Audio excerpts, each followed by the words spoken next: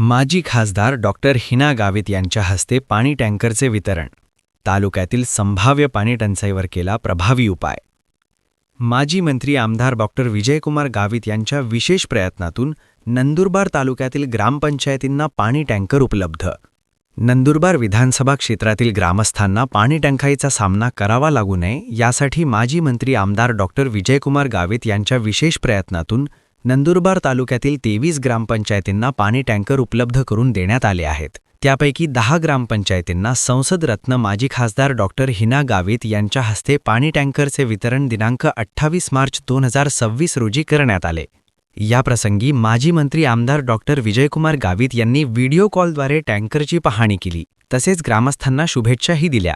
दरम्यान डॉक्टर हिनाताई गावित यांनी संबोधित करताना सांगितले की पाणी टंचाई निर्माण होऊ नये यासाठी शासन प्रशासन स्तरावर आपण सातत्याने प्रयत्नशील राहून पाठपुरावा करीत राहणार आहे.